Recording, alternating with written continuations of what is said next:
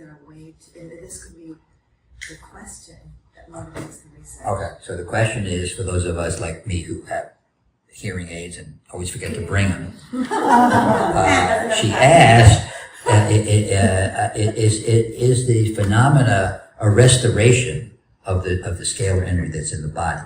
So now that's a great question, because it turns out that the energy, when we say the energy is depleted, remember, there's the gross and subtle part. So the electromagnetic and the scalar are both depleted and restored. You have to restore them both. They're both important. They're both like two parts of the equation. So what you're really asking, so yes, the scalar energy has to be restored in the body. So remember, I have this, it's parallel with the one going up, one going down, but the body is full of electromagnetic fields, so the body is full of scalar energy as well. And the scientific community is now starting to actually measure that. She likes that word, measure. And now they actually have shown that scalar energy propagates, and it propagates all over the place, but they mostly have studied the bone, how bone propagates. I don't know why they chose the bone, but I mean, scalar, wherever there's an electromagnetic field, you're going to have a scalar. And wherever there's electrical charges, like ions, calcium, sodium, blah, blah, you're going to have moving particles, charged particles, that will generate a field, and the scalar fields. And those ions are everywhere. So needless to say, including surrounding the DNA. So, so what you're sort of asking is, what's the relationship between scalar and electromagnetic at a functional level? Interesting question. And the answer is, we don't know. I can always use that answer. When I say we, I mean scientists. Because, I mean, nobody's really studying scalar energy. The people that study scalar energy are weirdos like myself. A mainstream scientist that not going to study scalar energy. So you get these alternative folks, and we don't have a lot of equipment, and we don't have access to this equipment, for example, to study exactly how the scalar energy what affects the electromagnetic. But other than to say that because the scalar is one notch below, it's more fundamental, the electromagnetic, and therefore it will regulate and control the electromagnetic energy, like the electromagnetic energy regulates and controls the biochemistry. That's an important concept to write down if you're taking notes. Store. And that regulation is kind of the scientific word to the answer to the question you just asked. So that's why actually when you measured, it created the change so fast in your cheek. Okay, well, we'll get to that. But yeah, well, right. Yeah. And it would change first. That means the scalar changes first, and then the electromagnetic lags behind and goes like, well, if you're going to change, I guess I'll have to change. And then physical. I do want to insert, with your permission, just avatar knowledge, which is that, so now this totally makes sense, that the reason this is here is because the scalar affects the bones. You know how everybody's all over the internet saying, raise your frequency, come to this. Well, your frequency is only really risen when it is imprinted in your bones, which is why this is immersive. And so now I understand. So I learned that from the recognized avatars, which is why they will say not to burn everybody else's body, but if you're an avatar or have attained a higher state of resonance, your bones will carry that, which is why like they're still, like Muktananda's body is still in the courtyard. Right. And Sai Baba, also Shirdi Sai Baba, doing darshan from the bones, the resonance of the bones. So the clearing is the frequency of the bones, actually. Okay, that's cool. Okay, so that brings you into another two different directions. And one is frequencies, themselves. And also to mention that it's not only the bone that stores that kind of information, the water stores that information. So that's another right. So we could let's start with the frequencies, and then I guess we can go to water. This is interesting. Instead of having my own agenda to like let's talk about that and then that and that'll be a nice flow. We're all over the place and like, oh, let's talk about frequencies now. Okay, because so you guys decide, what topic to go to next, which is completely different for me. They're like, okay, open to the flow here.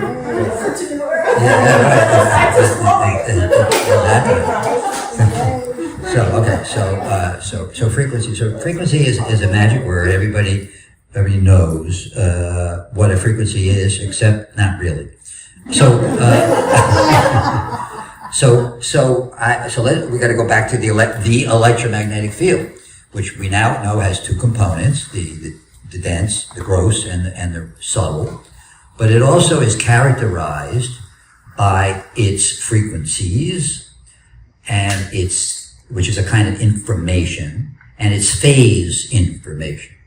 And phase is just a relationship between frequencies, which it gets pretty technical pretty fast, but we should focus on frequencies because nobody really talks about phase information. But frequency information is the intrinsic vibration of the field.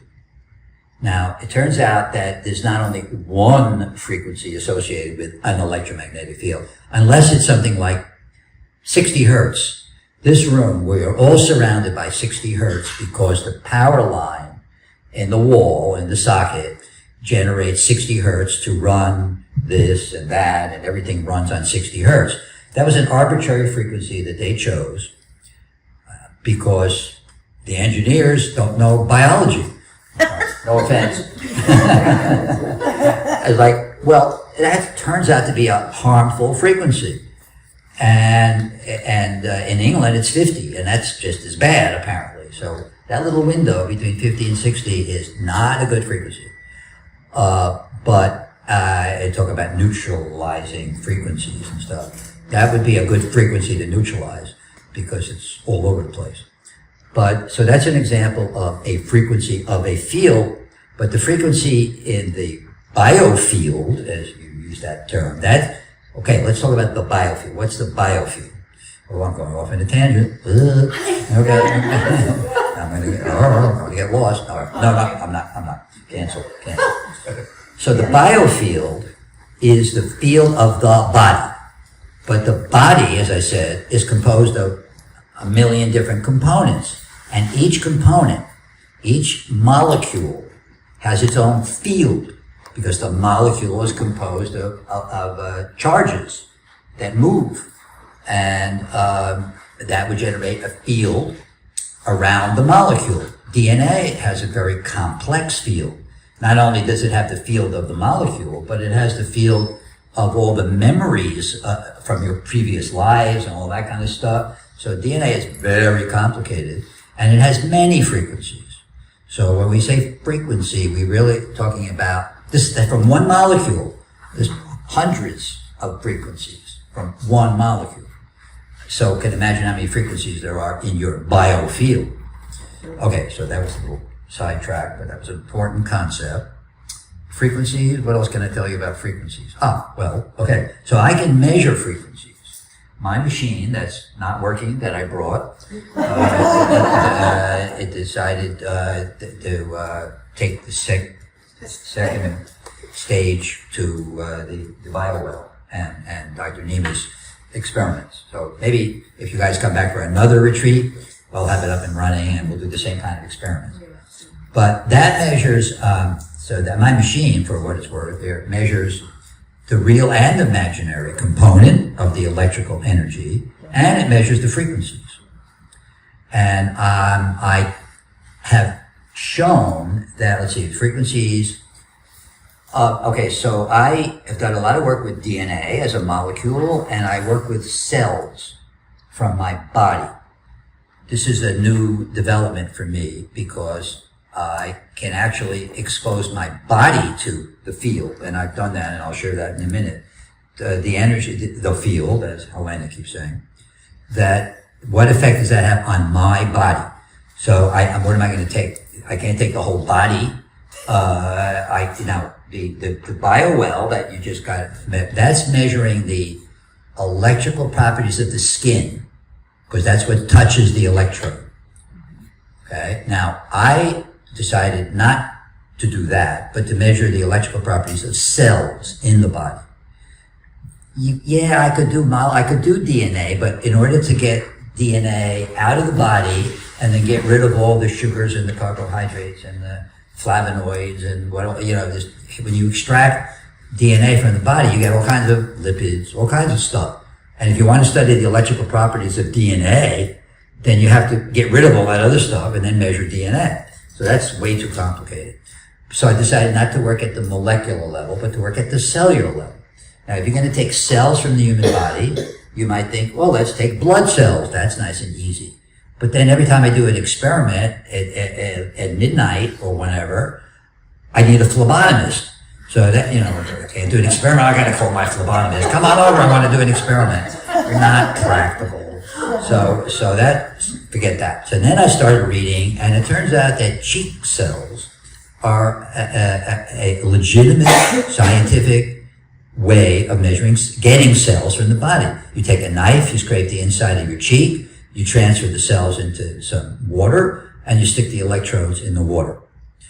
I use electrodes. Well, the biowell's a whole different technology, which we could talk about if you guys want to know about how that works. But it's complicated. But so cheek cells are actually called buccal cells, or buccal cells. And there's even a scientific article that studied the electrical properties of buccal cells. So it's kind of like, okay, it's a scientifically valid method of measuring energy in the body. So what I'm really measuring is the flow of energy between the two electrodes across and through the cells. So that's electrical energy. It's not scalar energy. You can't measure scalar energy. But the way I measure scalar energy is by measuring the biological effect of scalar energy. So that you can do, as I said in the introduction. So in the case of my normal method, I measure my body before and after being exposed to various kinds of energies and various kinds of water. So let's start with water. When I drink just under a liter of water, and then I wait 45 minutes and I take a measurement before and after drinking the water, a measurement of the conductivity of my cheek cells. That's in normal language. The energy flow through and around my cheek cells. Regular water, just because you're hydrating the body, increases the conductivity of my cheek cells by about 4 or 5%. Pretty small effect. When I drink structured water, not that structured water, I haven't done that yet, but the structured water, very similar kind of structured water, it goes up by 45%. So that's a big jump. A 40% change is robust. 20%, a little bit tickling, 40% good, 60% is strong. And for the record, that technology caused an 80% change in the conductivity of my cheek cells. So it took 20 minutes. Some technologies, including some scalar technologies that I've tested in the market, take days. Yeah. You have to be in the energy for like hours and hours, 20 hours. I mean, a long time before I can measure a change. With this technology, 20 minutes. 80%, like I have seen that before. It's not the only technology that does that, but it's very effective. And was that listening to a voice code, or was that? Yes, thank you. Yeah, I was just about to say, why? Because those are my frequencies from my voice code that I needed. Now, that's an interesting question. If I give my voice code to somebody else and measured their energy, what would that do? I don't know. But it's not specific. And then we're back to this concept of resonance that we've talked about a lot already. Because you have a frequency from the outside, the machine, this has its own frequencies, and then the frequencies inside, of which I just explained to you, there's a million of them. But when one of my intrinsic frequencies resonates with an external frequency, then there's a transfer of information from one to the other. The two frequencies love each other. They resonate with each other. You know, they're on the same wavelength. Right. Imagine that. So it's not surprising. It is surprising that my frequencies. Now, that's my frequencies delivered through scalar technology, because it's the scalar energy that's carrying the frequencies in the program into my body, which will resonate with the scalar frequencies in my own body. So that's basically what's going on with that now. But you want to know, that's the normal spiel that I give. But you want to know how it affects consciousness? Yep. Ultimately, yes. Yeah, right. Because we're really actually here to awaken. So how it affects the mind, so that we can activate the mind, and how does it activate the biofield? Now, those are different kinds of questions. Those are hard questions, and I don't really know the answer to that. Let me speculate. So the frequency, so the biofield has its own frequency. So whether we're measuring the frequencies of a single cell or the whole body, you will get a resonance between the two. But that's the physical field.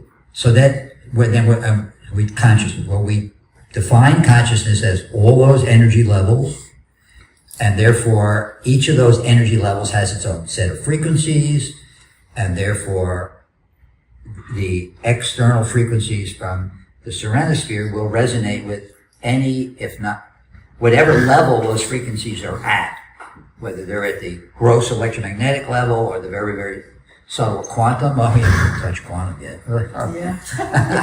Right. All right. When you did the voice code, were you using the surrenosphere or were you Yes. using a miracle? No, actually, I did both. Did you see any difference between them? Yeah, this is stronger, and yeah, that gave the 80% effect. Yeah, With the miracle? was more like 60, Which is nothing. which is at all. pretty also very strong. Right, exactly. But that's a good question. Yeah.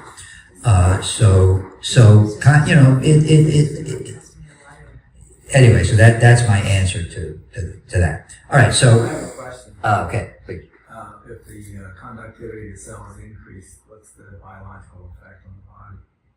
Okay, so What's the question. importance of that, or what's the Yeah, impact? right. So the question is, when I say the electrical conductivity of my cells increase, what does that mean to the body?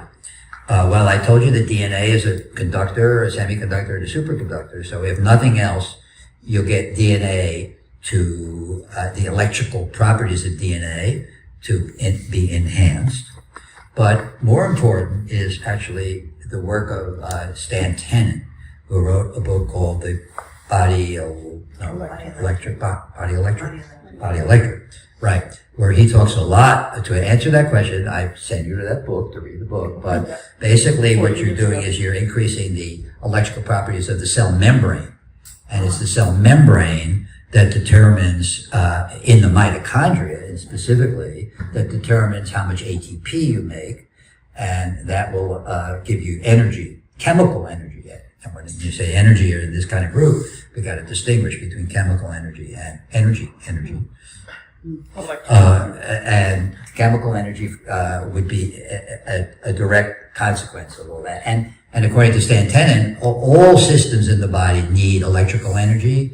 You need to increase the membrane potential, and that will affect the function of every cell, because every cell has a membrane, and every cell has an electrical component to the membrane, and that will then in turn affect the internal structure of the cell?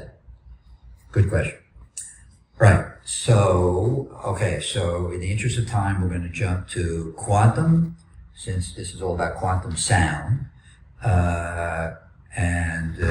Sound is just, sound. Everybody knows what sound is. It's another kind of energy in the body.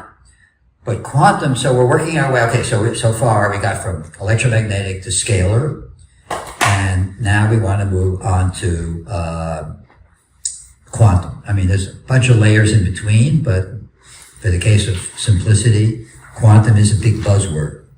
So what does quantum mean? Well, quantum energy is energy that is present. It's present all the time, like scalar and electromagnetic, but so the scalar is only active, if you will, when you remove the electromagnetic, which smothers it. And I guess you could say the same thing about the quantum, but the quantum kicks in not when you remove the gross electromagnetic, but it kicks in when you get into the quantum realm. So what does that mean? The quantum realm in the body is when things are super, super cold. Well, that doesn't happen in the body. In physics, the quantum world, it happens when things get very, very cold or very, very small. Or in the cosmos, very, very large. So, our world, our body is kind of in the middle. And therefore, nobody ever thought the body is cold, is warm, not cold, and large, not small. So there should be no quantum stuff going on in the body. But they discovered that, lo and behold, there are all kinds of quantum processes occur in the body at the cellular and molecular level. And they're still scratching their head going, well, how can that be? Which changes the whole scientific community view about quantum and opens up a whole new discipline called quantum biology, which didn't even exist 5 years ago till they made all these discoveries. And that means that there are quantum energy fields all throughout the body, as well as electromagnetic and scalar. And as I said before, when a healer projects their energy, all the different kinds of energies are there. So that makes it a challenge for me as a scientist to study the quantum component, because it's always there. But there are ways, and that's kind of beyond maybe this talk, but what can I say about the quantum other than that? The quantum is fundamental. It's the most fundamental. Let me get my thought out here. So we don't really understand how God's energy works in us. We can't measure it. We can barely talk about it. But at least the quantum energy in the body is something that we can't measure in theory. Yeah, you can measure it, but you need very sophisticated equipment. And it's there, and it's now being acknowledged by quantum biologists as an important part of the healing process. And what it does is, because it's a fundamental kind of energy, it affects the energy above it, into the scalar, into the electromagnetic, into the body. So that's the flow of energy. So in a sense, you could call quantum energy as the source. I mean, it's not the ultimate source, but it's certainly a very fundamental kind of energy in the body. And its role in the healing process is something that I'm now embarking on. As I was told when I was in my 30s that I was going to do all the most important research when I turned 70. Okay, and now I'm 70, so now it's time for me to work in the field of quantum energy. It's challenging, but it's exciting because it's a whole new discipline. And I read the science and I go, oh my God, that's awesome. And then it inspires me to do an experiment or buy a piece of equipment and blah, blah, blah. Yes, so, question, please. Yes, so you know how I always ask the 3 questions Yeah. peak performance, right? So when it comes to this technology, how does it affect quality of life? Like, can we address that at a high level? What are like the different things from your perspective? quality of life. Well, that's Yeah, like the stress reduction, like these different things in the field that it shifts. Somebody can biomarkers. Well, that's kind of the same question that you just asked about at the cellular level. But you want to go to, well, life, our life, you know, one extreme to the other. So the simple answer to that complex question is that we know that electromagnetic energy can affect quality of life. We know that these pulsed PMF devices out there can affect virtually every system in your body. And as I started in the introduction, the bioelectromagnetics community has been studying how electromagnetic fields affect the body, the brain, not the mind, and behavior.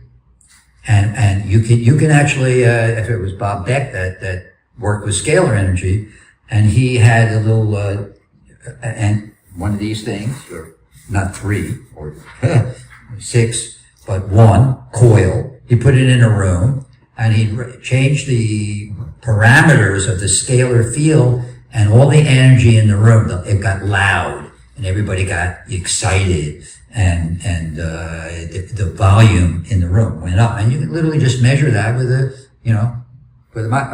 microphone, how loud the energy is. Then he turned the frequency. It was frequency mostly that he was working with. And he turned it down, and then everybody calmed down and got very quiet and mellow. So there we go. That's the quality. That's your life. That's your animation. How you think, how your body heals itself. They certainly know a lot about that. Electromagnetic fields are pretty well known now to couple and change virtually every aspect of our body and our life in general. So if electromagnetic fields do it, then the scalar fields, remember, are regulating and controlling the electromagnetic component. So you're working at a more fundamental level when you work with this kind of technology, and it is both healing and raising consciousness. So we should probably talk about raising consciousness. That's what this is all about. 2 questions. So with the quantum field, is there like a measurable distance that we emit, like that we can actually quantum is the same way, like one biology to another? Is there is there a distance? Yeah, just No, apparently there is, because the quantum fields. They did an experiment once with an astronaut, John Glenn, maybe it was Edgar Mitchell. Edgar Mitchell, I think. They did experiments when he was in circulating on the Earth in the capsule, and they took some of his blood before he left. They stored it on Earth.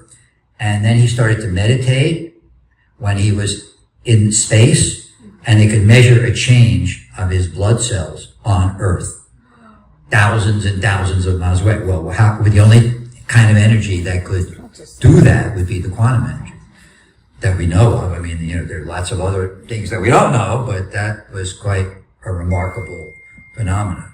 And you can, all these experiments, action at a distance. Einstein called spooky action at a distance because he never understood it. But it's all about how quantum energy can affect objects and people hundreds, if not thousands of miles away. So that's got to be the quantum energy that can explain that. That's really the only thing that we know that'll do that. That's like the 100th monkey theory, where the monkeys wash their potatoes, and then the monkeys on the other island, when there was enough of the monkeys that were doing it, then the whole island started washing their potatoes. Right. But then, what's the difference between quantum and divine or God energy, where there's spontaneous remission, spontaneous healing? Right. That would be associated with divine energy. And as I said in the beginning, divine energy, we don't really know what it is. We can't measure it. We can't study it. Philosophers philosophize about it. So we don't know the answer to that question yet. it's probably a kind of energy beyond quantum. And in the quantum physics world, they talk about that, beyond the quantum. And that's a new concept. And it's like beyond God, because even in Shaivism, they talk about, well, there's God, and what's beyond God? And that idea is sort of out there, and it's kind of, it always intrigued me. Well, I thought the source was God. I mean, now you're telling me there's something else out there. So, it may be one of these infinite things that never ends. It just keeps, going and going and going, becoming more and more subtle in nature. But as far as the healing, properties of divine energy, we know that it heals, and we know it's very fundamental, and that's about all we know, or that's all I know. Anybody else can answer that question? Well, it'd be different than like Reiki and all the other types of energy healing that is produced by somebody training in Reiki and sharing that with somebody who's trying to correct something in their body. Right. Versus quantum or beyond quantum, where you don't get any kind of treatments. You don't need 5 or 6 sessions. It's just spontaneous. And instantaneous. Instantaneous. Right. Yeah, because that's weird. Anyway, you have Mark has a suggestion here. So you've used this word fundamental a couple times. So let's just go to the last time you used it. What does that mean? You said this energy is very healing and fundamental. Well, when I say fundamental, I just mean it's the source. It's deeper toward the source, and if it's fundamental, that means that energy affects the next less subtle energy, and as it works. So that's my model of how the different kinds of energies heal. It starts at the most fundamental, whether it's quantum or beyond quantum or scalar or whatever. Well, definitely not scalar, but as the most fundamental. And the deepest going toward the source. That's what I mean by fundamental. Okay. Oh, I thought you were going to answer a question. Okay. Right. All right. So that. I have a question. Yeah, that's the great It's the question. halfway reversible. In other words, it's electromagnetic and then scalar, and you do something to influence the electromagnetic field. How does that influence the scalar field, if you will? Well, it doesn't They influence seem to it. be related. in Yeah, they're some related. fashion. Are Yeah. they always together? And they're always together. Always. no Yeah, matter it's not what. like it's just that it clears the space so that the scalar can do its thing. Uh-huh. I mean, it's always doing its thing, but it's swamped by the electromagnetic component. So you don't know when you measure an effect of an electromagnetic field, like a PEMF device. Is it the scalar? Is it the? That's basically the Yes. question. Well, yeah, that's what I Because we meant. used to do that 40 years ago.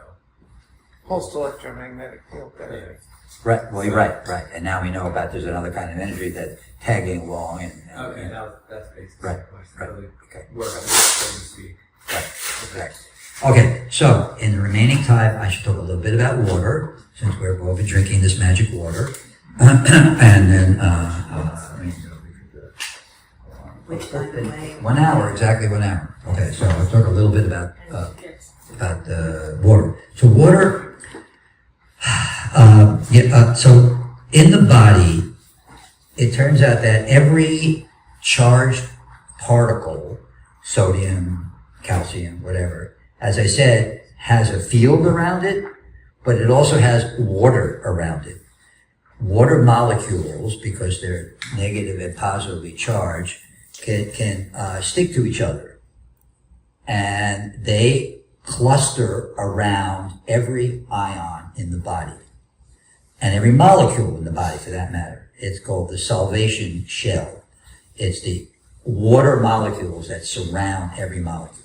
Now that shell can be so, what's the word, big that it's not able to penetrate the cell membrane and get into the cell, inside the cell. So the big problem with health, in a nutshell, is the ratio of water outside to inside, extracellular to intracellular. And there actually is something we can measure And it turns out that most people, all of their water is outside and not inside. So that's why we're dehydrated, and that's why we're unhealthy. That's a big part of it. They did a study with I don't know, 50 people or something that had all kinds of variety of diseases. And the only treatment they got was to drink water, and it wasn't even structured water. And 50% of the people got better just because they were hydrated better. They got more of that water inside.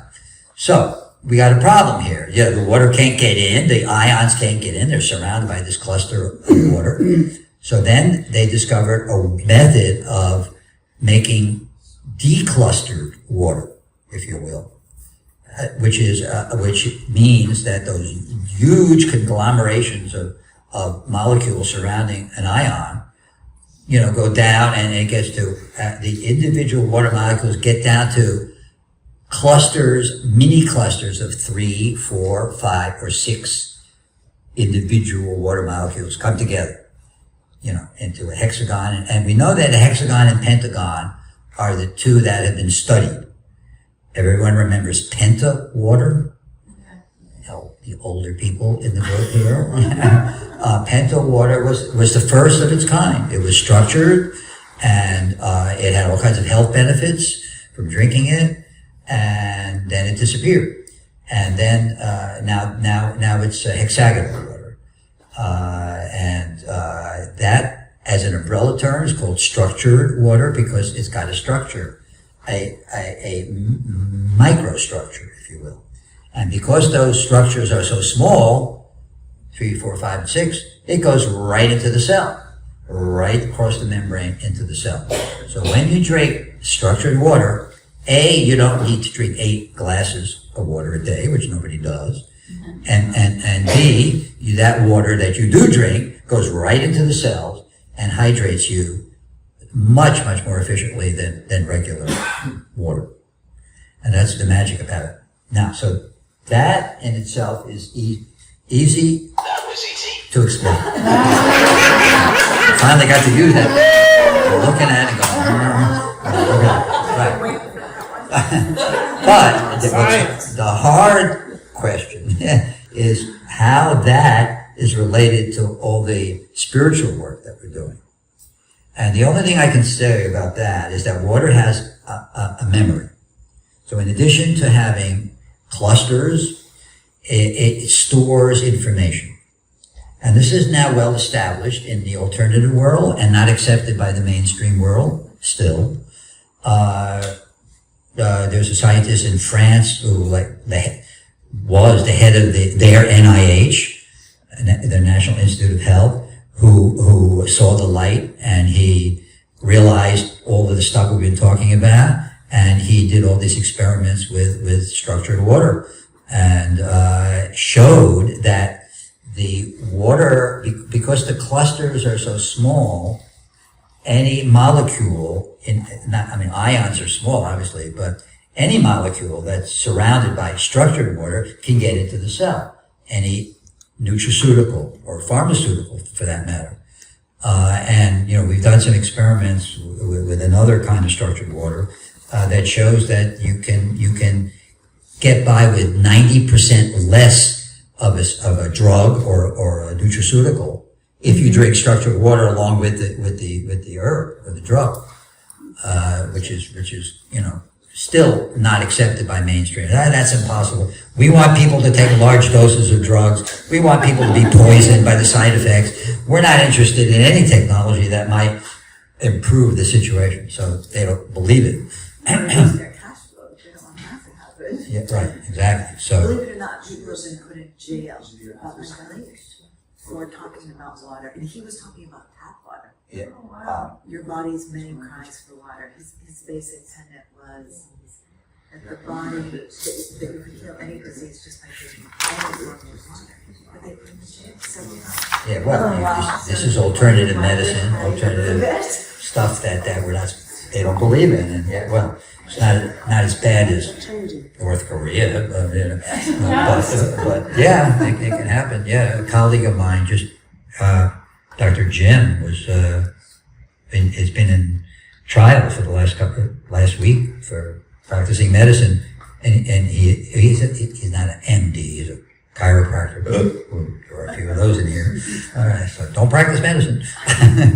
Anyway, so the point is that this water will, and the structured water in your body will carry and store the information that's coming from the technology.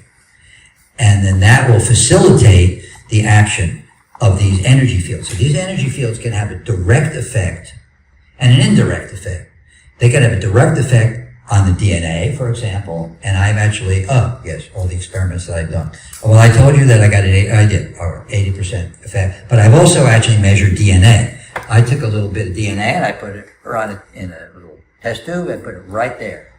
And I could actually, and it was, what program did I use? I used the, wasn't my frequencies, because it wasn't my DNA.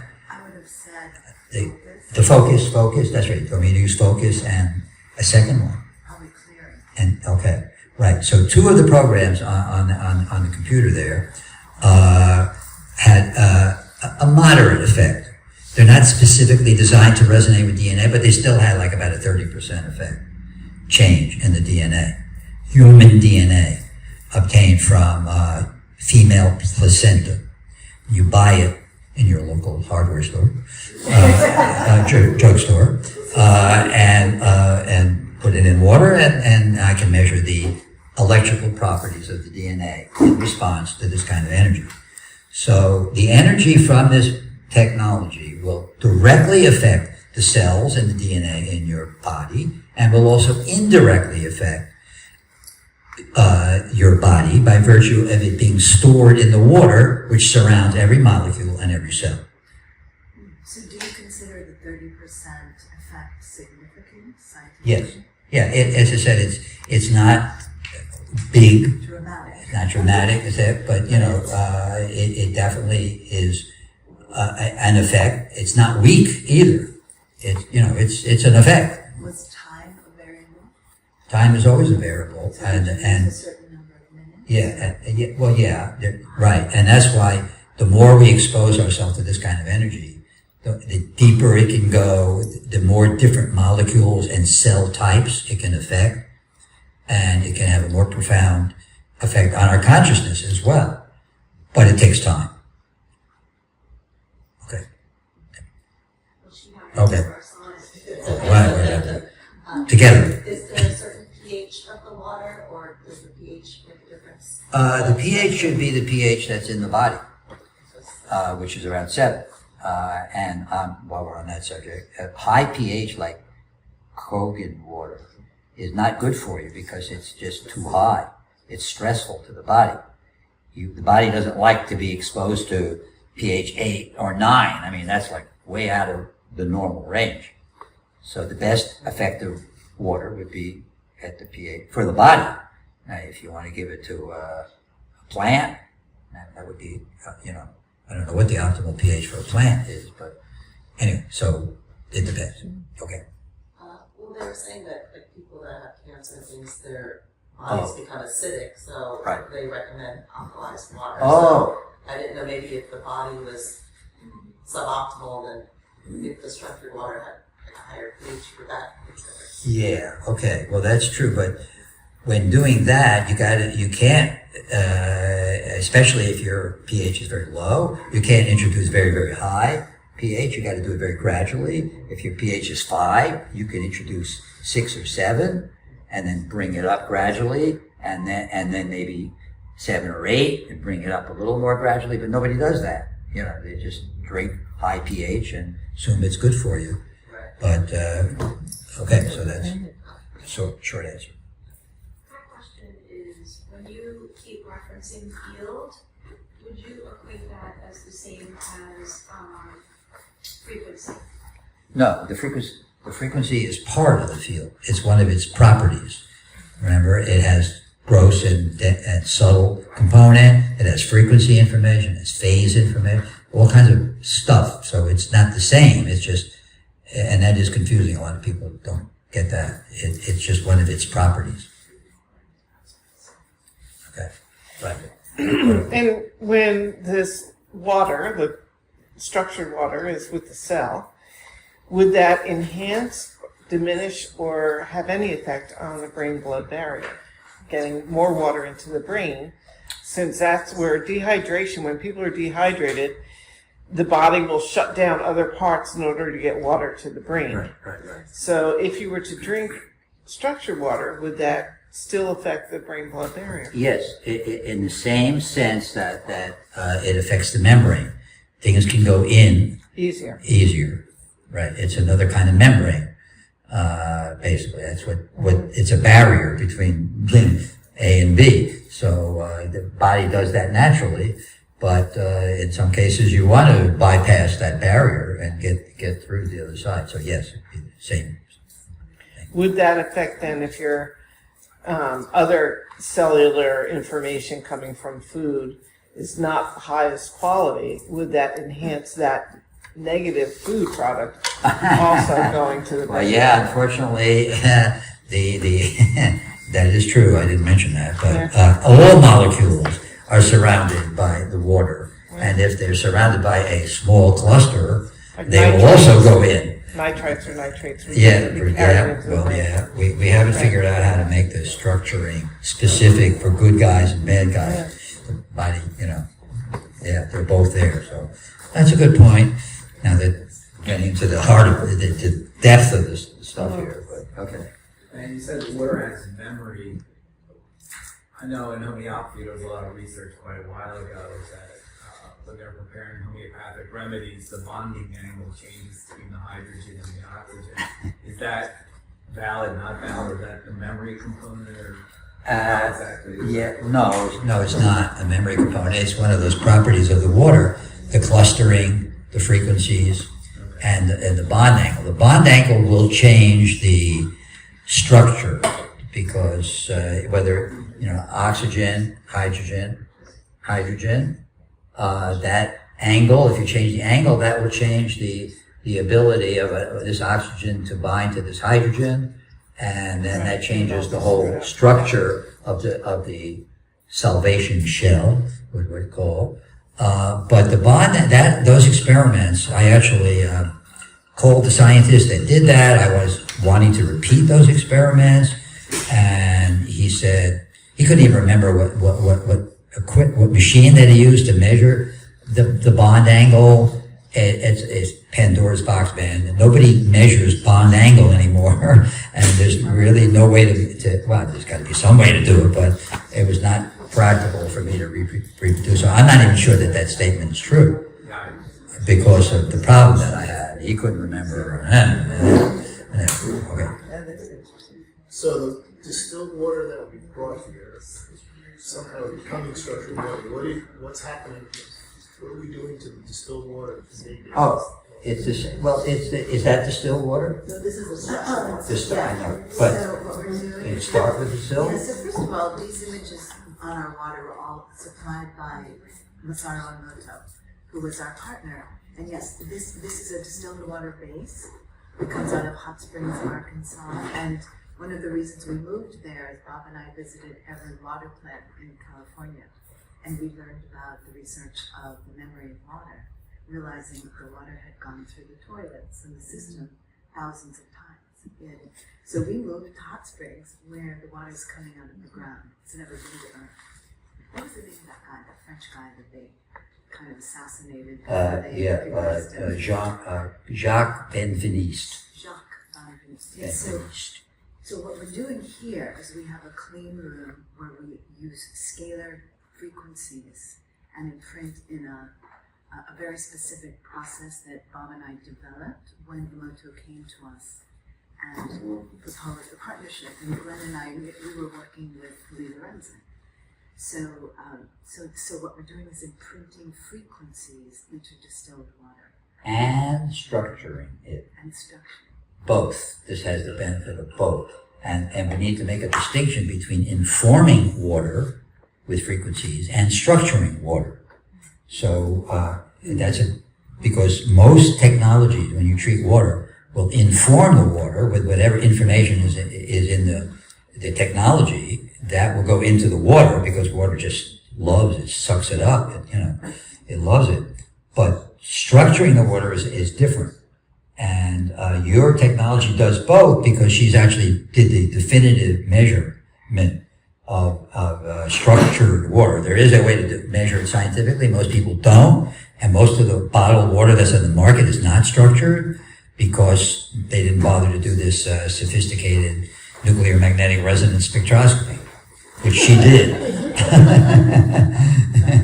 And also, I do want to say that we did a lot of actual research on the water during that time, so we were always measuring it to make sure it maintained its integrity.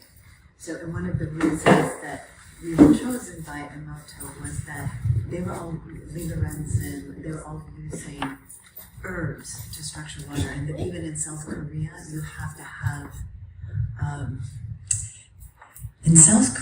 you have to have an additive in the water when you ship it. So we actually got the frequency of green tea and convinced them that frequency was a substance. But what we're doing is adding frequency. I actually did not know that distinction between, how did you say that? Laying down, Imprinting and imprinting it. So I didn't know.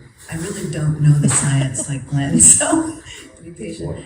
So structuring and imprinting, which is why the company is Scalar Imprinting. So the formulas that you experience through the technology have been imprinted into the water in a highly receptive state in a clean room laboratory in Hot Springs, Arkansas. And Ian now heads that up, and we developed that starting in California. So that's what it's about. And all of these images, though, Massaro brought to Bob and I in 2003 for each different formula. So you're actually hydrating your cells with high frequency information, directly imprinting coherence into the cellular structure. Which means that water that goes from the outside of the cell to the inside of the cell, not only do you get the water, but you get all the information in the water. You get the frequencies into the cell, as well as the water itself. So this is really good stuff. This is what we should all be drinking every day. Well, what's the ratio? How much of that do you pour in a big jar like that? So it's traditionally 1 ounce to 1 gallon. And, there's a lot of science behind it. We'll create a course around the water specifically. And the instructions are in the brochure, but basically it's 1 ounce to 1 gallon. But the other thing I did want to address that the whole movement around alkaline water is a complete falsehood. He just said it scientifically, but it's kind of a marketing movement instead of a movement backed by real science. Because one of the things we've been criticized for is it's distilled. To structure water, you need a clean imprint, which is why you're allowed to say it's spring water in California if the potential source is 1 out of 160. So most of that water is tap water. And so there's a whole fallacy in the water industry. And I've just learned, my son, they just purchased a water testing lab, so I've just learned that it's only really a few companies controlling all of the water products. And by the way, Penta stole Helena Reilly's, his formula. Oh, really? Yeah, because he was saying, he actually published a false patent saying that on purpose. And then the attorneys came in and created structured water. I didn't know they changed to hexagonal water because the big secret has always been that the highest structure, because of the aquaporin research, the biggest, so there was a Nobel laureate, I forget his name also, who just recently, who found that at the cell structure, I'm learning here as well, that there's a hexagonal gateway. So when you get the water to be in hexagonal structure, which has nothing to do with alkalinity, and the key thing here is it's not the source, and it's not the pH, it's the structure. And guess who's saying that? The shape of water. Oh. Ibrahim is talking about the shape of water. Right. So that's the sacred geometry. So one of our key statements is the key is in the geometry. What hydrates the body and relaxes the body is the actual hydration. So when they're giving cancer treatments, those are completely dehydrating the body. So Drink the water. We're fine. We have time for more questions. Obviously, this is inspiring a whole lot of questions. So. How long is the water source? How long? that's why they came to us, actually, is that because it's scalar, and as Glenn has pointed out, it's a little more of a permanent imprint, it is indefinite.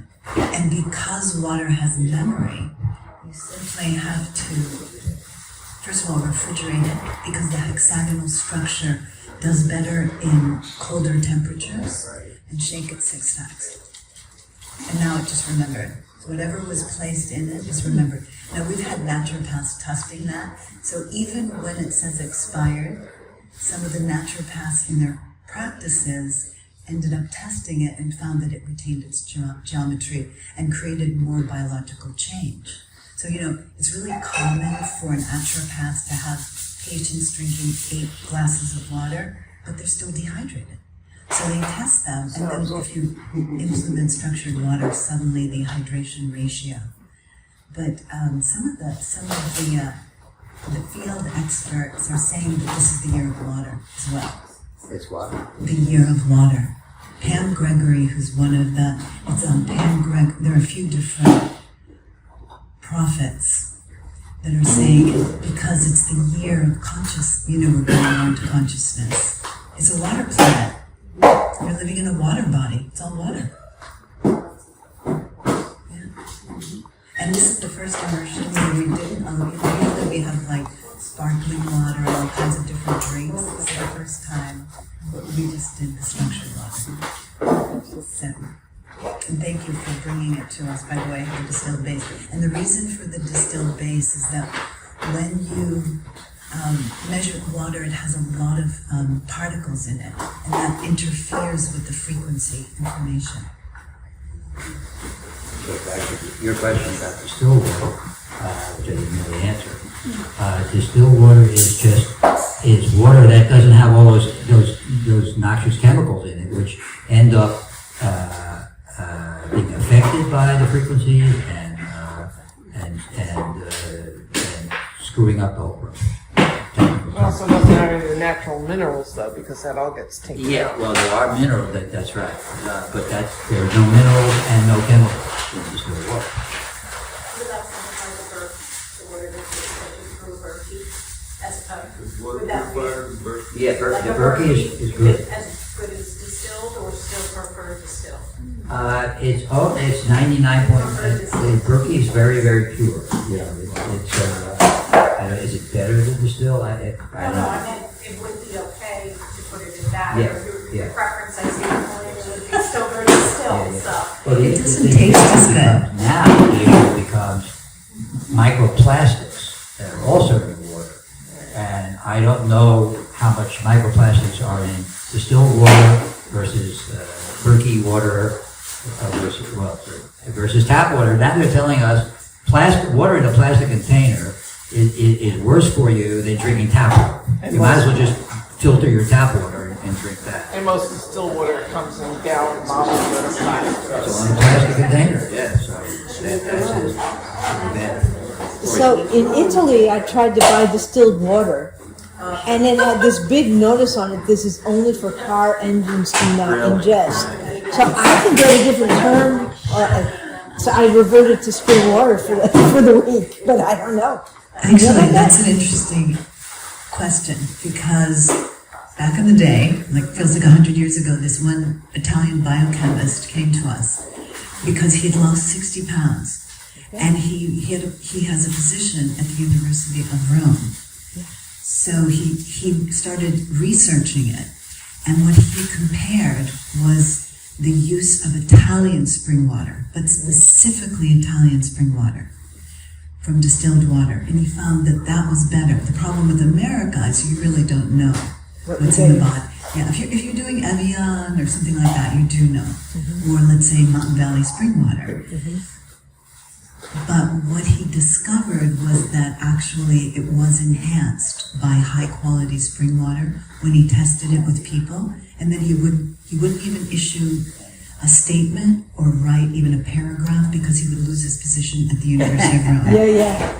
And by the way, one of Emoto's students and cohorts lost his position at Columbia University Yeah. for speaking about structured water.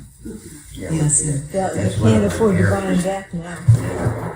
Another reason I left academia, to do the kind of research I've been describing to you. I could not do that in an academic setting. That was a question I almost asked you because academia is so laden, and this is what they'll approve for research, and this is what they won't. And we know all about matter and energy, but space and time, and Helena being 140, they can't explain it, can they? I mean, how will it be 50 years? They'll move in that direction. What do you think? Stanford, and some of the four. Depends on who's Will they supporting it. move in this quantum direction? Yeah, well, there are quantum biology departments Now. in major universities now, so that's a new development. Yeah, it's So very new. because it's a whole discipline, and you need to study it. Yeah. It's gonna be interesting. Part of the fifth dimension, right? So, if someone came to a vial of water or a container of water and said it's structured, what parameters or metrics would you be looking at to determine whether it is structured or not? And then, are there degrees to, is it structured or not structured, or is it somewhat structured, very structured, or Yeah, not sure. So the most definitive test is nuclear magnetic resonance spectroscopy, as I said, and normal tap water has a value of 120, and structured water has a value of about 60, and that's how you can know whether your highly structured water would be about 60, and Helena's water is about 60. What's it measuring? The width of the peak of the hydrogen atom in its environment.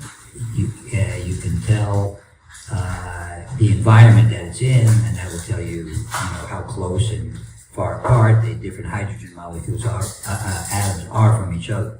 Wow. That's what it measures. It's very sophisticated. Nobody does it. It's kind of expensive, and it's just, the way I tell, I wave my pendulum over it and said, "Is this water structured?" But that's me. And he doesn't remember. Dr. Glen. I like that. You don't remember this, but we've had conversations through the centuries, it seems. But at one point, we sent you a machine. I think it was what we were calling the focus cube, and some structured water. And you called me and you said, "This water is producing calcium ions," or "This technology is producing calcium ions, and that's not normal. What are you doing?" And I said, "I don't really know, actually." That's my answer. I've been doing this for a long time, and we apparently met many. Did we actually meet? Or you just spoke? And I can't, I don't remember that, because I interacted with so many people over the years. And that was probably, 30 years ago? That would have been around 2009. Okay. Only 15 years ago. Right. But anyway, so even then, I knew that there was something special about the water, and now I know a lot more about water that I can share with you. So this is great water, I gotta say. Thank you. Thank you. Let's give him really a lot of love.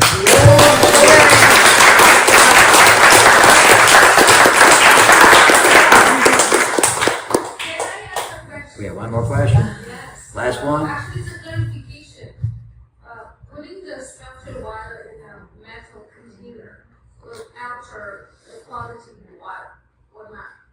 I was under the impression that it's affecting it, and it's not that efficient if you put it in a metal container versus glass or plastics.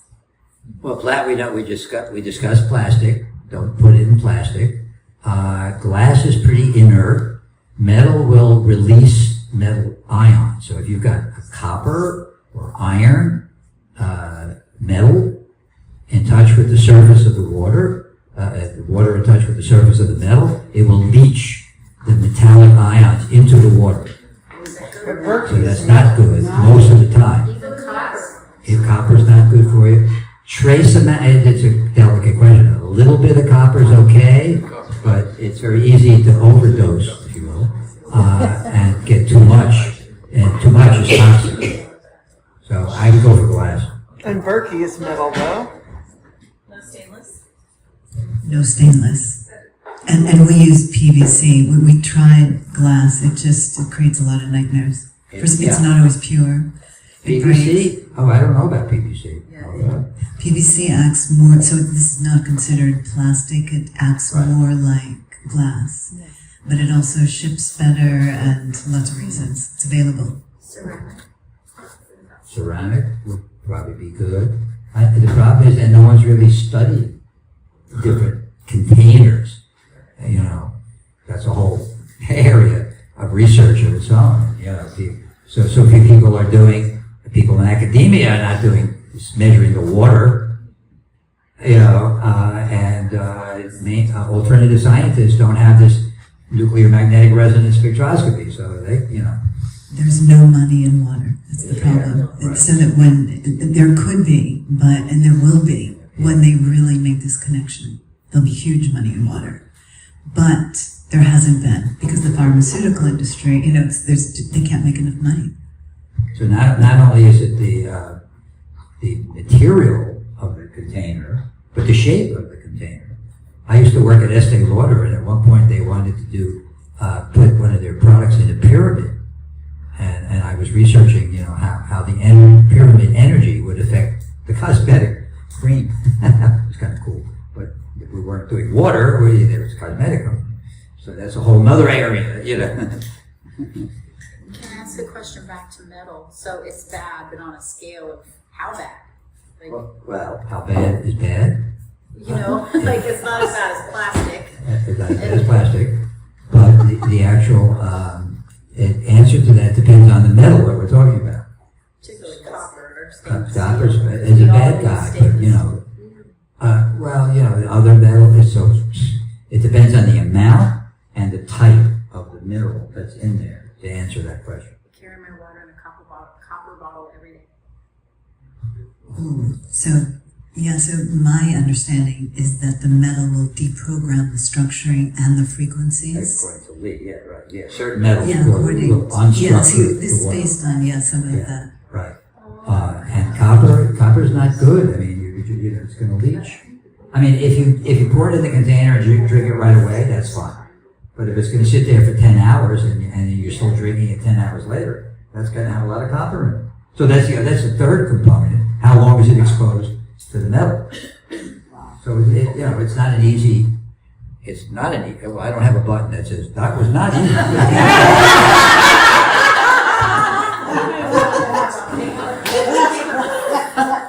You're gonna get one of those.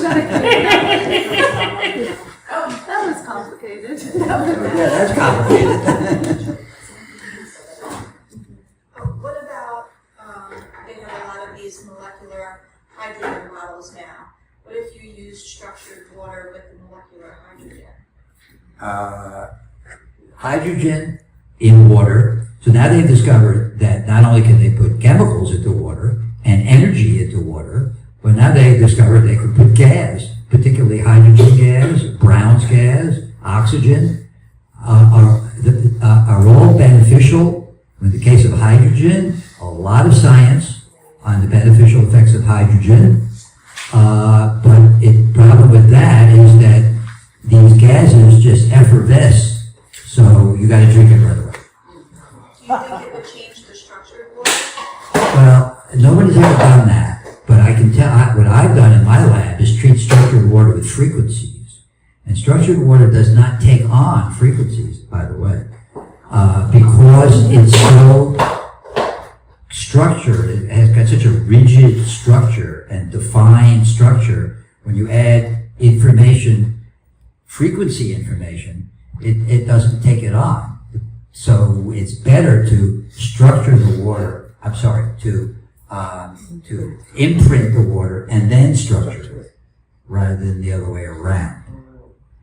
But that's, that's also complicated, that button, because it depends on the structuring, it depends on the minerals that are present. It's a complicated question. But for my own research and the kind of energy that you're imposing on the water. So that's a good question.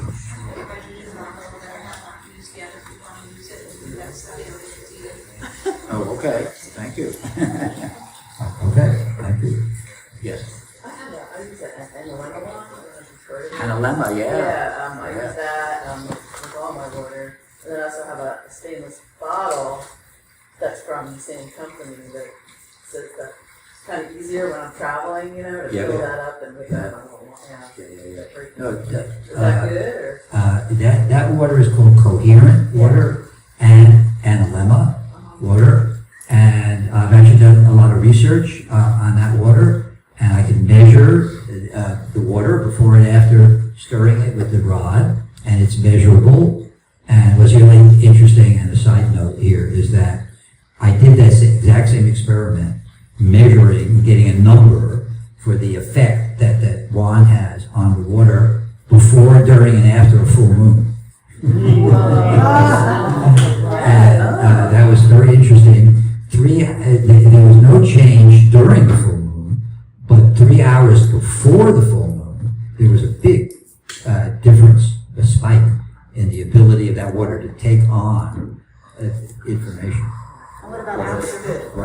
No, back to normal.